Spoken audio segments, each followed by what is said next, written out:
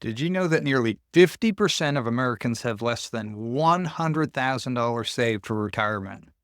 And shockingly, 25% have no savings at all. For most, that's nowhere near enough for comfortable retirement. Imagine relying solely on Social Security, which averages just $1,800 a month. Could you survive on that? Let's uncover why this is happening and how you can avoid becoming part of this statistic.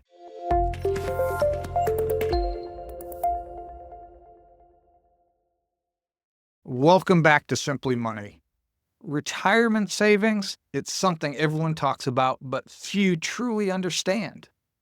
Many people believe myths like, I'll just work longer, or Social Security will be enough. But the reality is much harsher. Today, we're diving into the truth about retirement savings and what you can do to secure your future. The challenges are bigger than most people realize. Rising living cost. We have seen recently the impact of inflation. Healthcare expenses for retirees averages around $315,000 per couple, and everyday essentials continue to increase in price. Just going to the store for groceries, gas in your car, everyday things are costing more and more, and people are feeling the pinch, making it more difficult for them to budget and set aside money to put toward their future because they're so focused and worried about taking care of today.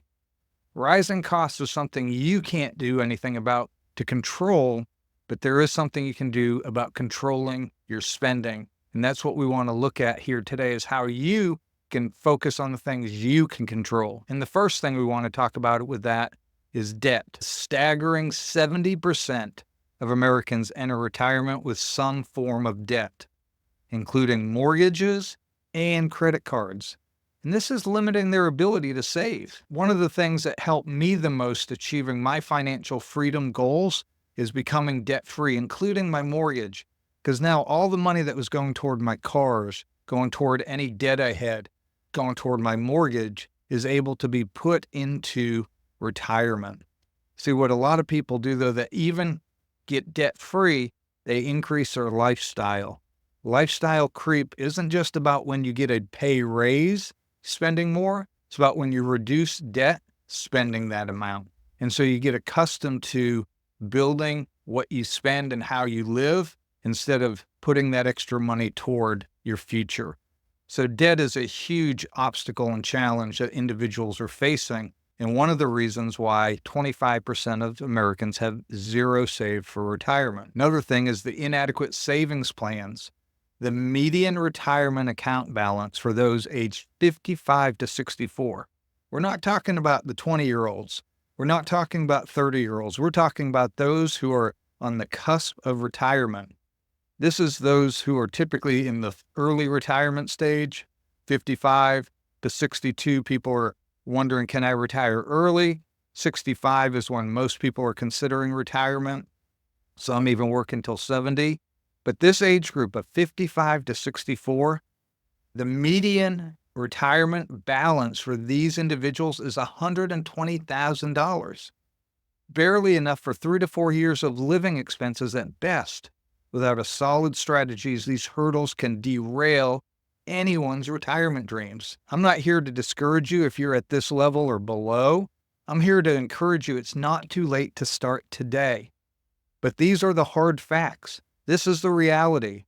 The median retirement balance for people right on the cusp of retirement is barely $120,000. We need to get a game plan together. We need to figure out how to handle our budget, how to reduce our spending, how to remove our debt, and then putting that money into not only a savings, but a retirement growth fund, something that is going to grow and build our wealth. That's a big problem I see as well. A lot of people may be saving some money, but they're not investing their money. And so they're not even keeping up with inflation.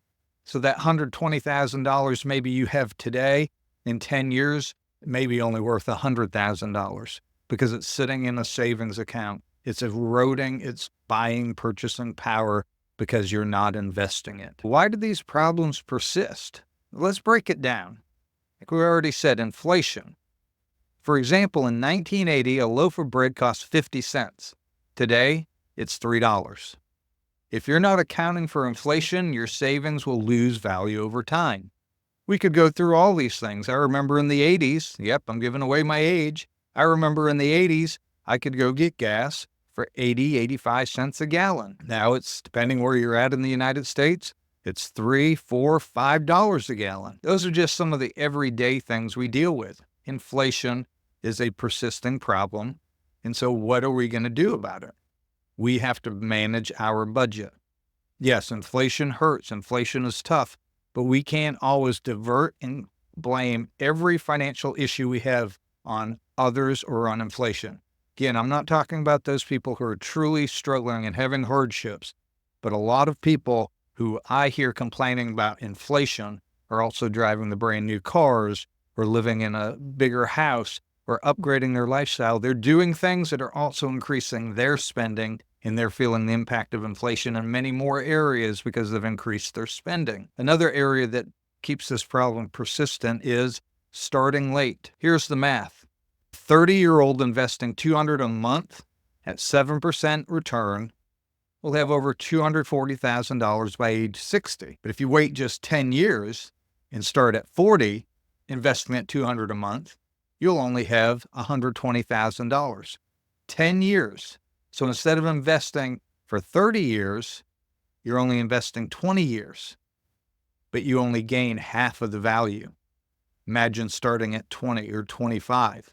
The earlier you can start, and this is something we as parents, we as adults, we need to teach the next generation. Don't wait to start.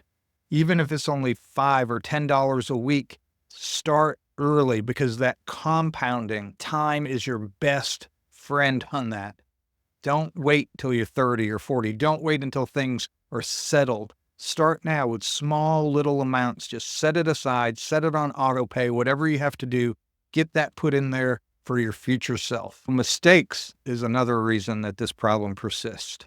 Many people park their money in a low interest savings account, which may only yield 0.5%.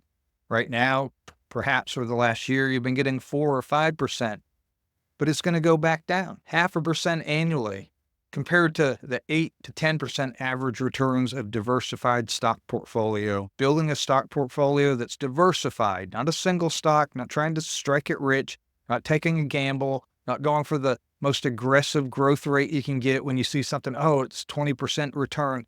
The average, like S&P 500, we have 500 different companies, 500 different stocks that make up this one ETF. It's going to return 8 to 10, 11% annually. That is keeping up and accelerating past inflation. But the mistake many people make is just saving it, if they save anything at all.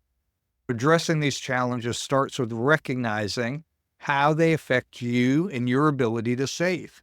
What can you do to get a game plan in place to begin saving? Here's the game changer. Compound interest is your best ally. Let's say you invest $10,000 at 8% return. In 30 years, it grows to over $100,000, even if you don't add another penny. Put the $10,000 in a good S&P 500 index fund or some other index fund that you're very comfortable with, that is diversified, and let it ride. In 30 years, it's $100,000. Additionally, a diversified investment strategy protects your savings from market volatility. For example, in 2008, with the S&P 500 dropped 37%, a balanced portfolio might have only fallen 20%. This approach minimizes risk and maximizes long-term growth, ensuring your retirement is secure no matter what the market does. If you're not understanding diversification, if you're new, go to the channel, check out this video here, go to the channel, search for diversification, search for retirement accounts, search for investment strategies, and see some of the videos that have been produced. Go to the link in the description under the Simply Money Mall. There's a free member key you can get. There's all sorts of educational information there, including on investing, what investment terms mean, to help you educate yourself, because that's one of the mistakes many people make, is they don't educate themselves. And that's on you. Nobody's going to do it for you. The biggest thing you have going for you is time. If you're later in life, Yeah, you may need to buckle down. You may need to get some real serious skimping going on to start putting some money back. I don't know. Your situation is going to be unique, but you need to start. Don't continue in the same old, well, it's too late. Oh, I wish I had started when I was 20. I wish I started when I was 12 and I had my paper route. I wish I had started putting half my money aside when I was a teenager. That money would be worth so much now. But guess what? When I was 15, 16, I wasn't thinking about retirement. I was thinking about hanging out with my buddies. I was thinking about taking a girl out on a date. The money was being used faster than I could earn it. That's okay. We all wish we could do things different. What are you doing today? What are you doing today to make tomorrow different from yesterday? That's where we're at.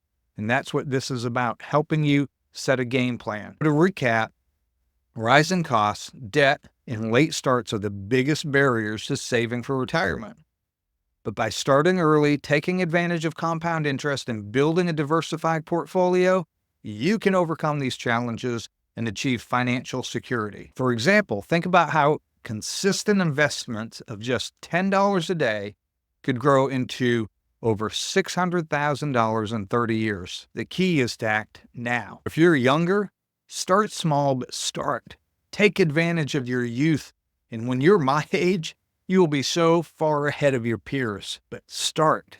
Don't worry about big amounts. Don't worry about everything. Just get started. Now it's your turn. What is your biggest challenge when it comes to saving for retirement? Drop a comment below and share your thoughts. Have you started saving? Or are you struggling to find a strategy that works? And don't forget to check out my other videos for tips on budgeting, investing, and preparing for your dream retirement. And we'll see you there. And next time on Simply Money.